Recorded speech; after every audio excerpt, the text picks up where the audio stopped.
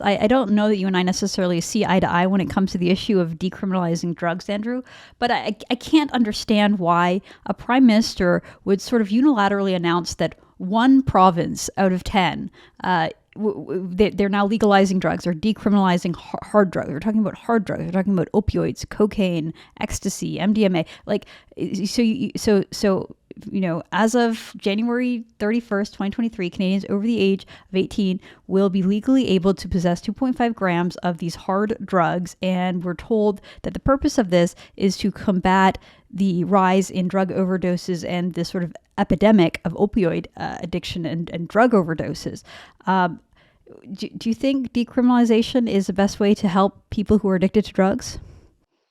Well, I think that you're asking a question there that I would say no to, but that doesn't mean I'm not for decriminalization. And I'd say there are two things. Number one, I'm a libertarian. And when you're talking about people that are doing things to themselves, however unhealthy or risky they are, I think that they need to be able to make these decisions for themselves.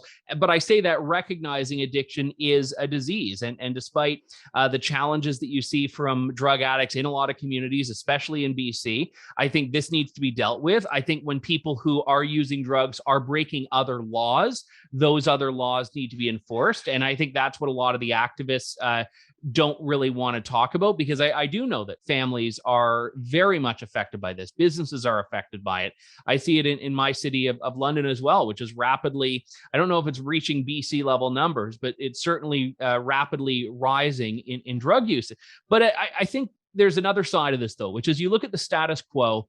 Has this helped? Has this worked?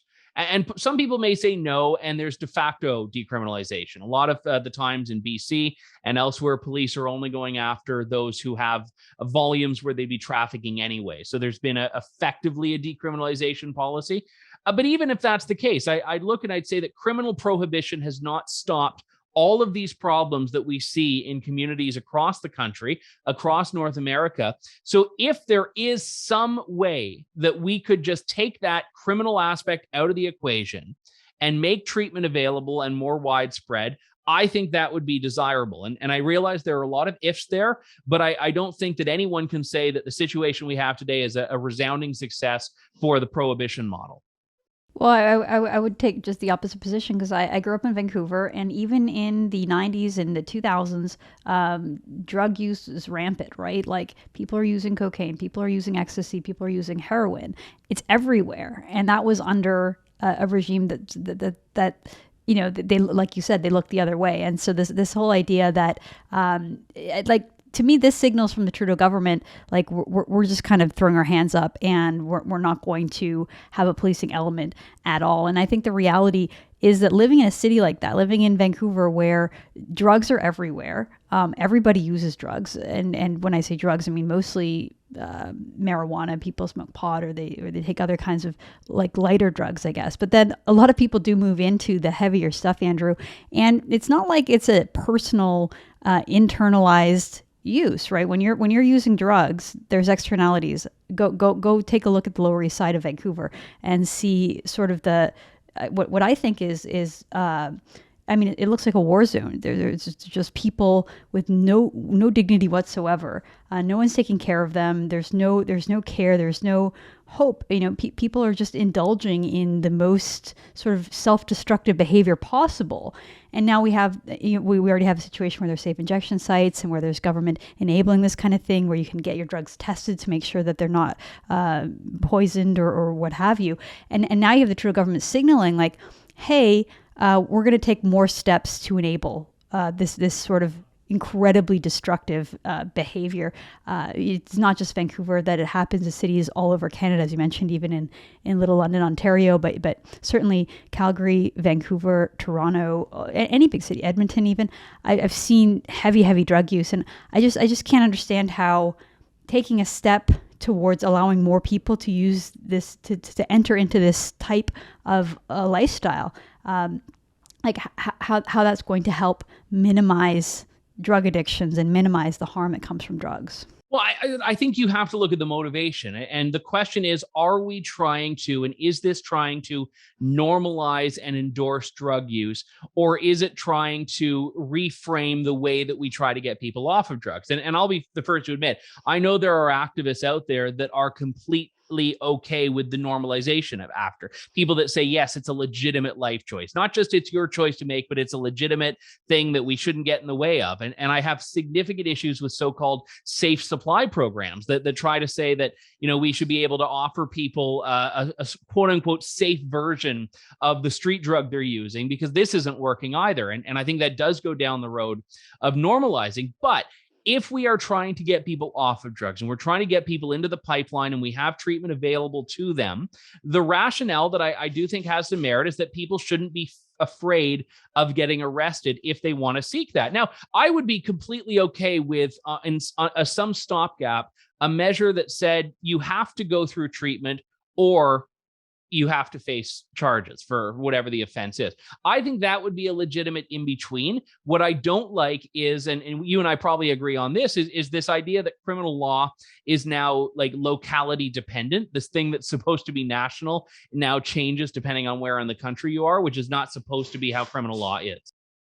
Well, I don't mind the idea that if you're found with heroin or drugs, heroin or cocaine or something, you have the choice of going into treatment or face charges. But it seems like this possession with what they call small amounts, that there's no penalty whatsoever. If you're caught with heroin and you say, oh, it's just for me, then it's like, okay, go ahead. Have a great day, sir. But if you're not breaking any other law, what's the problem with that? If you're not doing anything else illegal? Well, it's like the question is, Andrew, like what kind of society do you want? What kind of like world do you want to live in, where we as a society and our laws and our political leaders say, yeah, there's no meaning to life. You have no dignity to your body. You can go ahead and completely desecrate yourself, and you can take heroin until you die.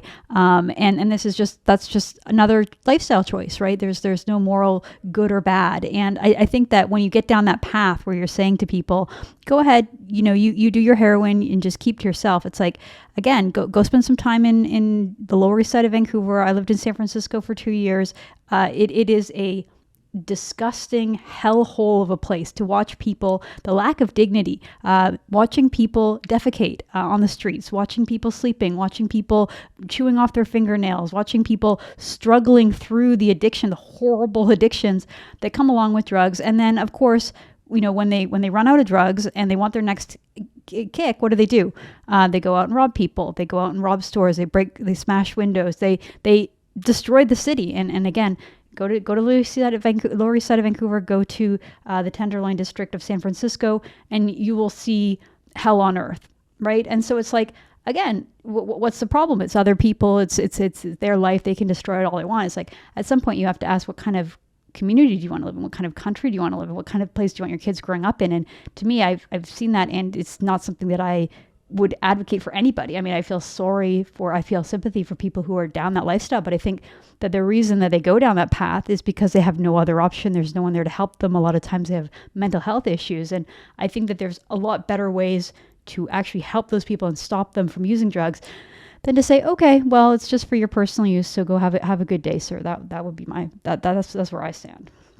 Yeah. And again, I don't think this is a legitimate life choice. The question is, do I trust government to be the arbiter of what your life should look like? And the answer is a resounding no, because I don't think, and I know it's a bit of a straw man, but I don't think we want a world where the government is the one that decides the appropriate level of risk for other activities people partake in, whatever they are. I realize drugs destroy families. I realize drugs destroy communities. And interestingly enough, you mentioned San Francisco. I had heard about all of that with like the human excrement on the streets.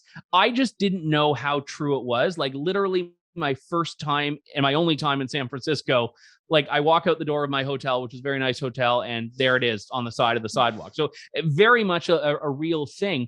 I just don't think that criminalization is the path to do it. I think you have private charity groups, you have a lot of advocacy groups that are working on this that I think should and could be doing a lot more on this to get people off of drugs. I just don't think the prohibition model has worked. And I think that what we have now is a reflection of that. I mean, I think that could be the case when you look at something like marijuana and you could say, okay, if someone's using marijuana, the only person that they're really impacting is themselves. But when you're talking about these other drugs, I mean, it's so clear that there's externalities because you're not living, if these people could take drugs and just be in like a complete, they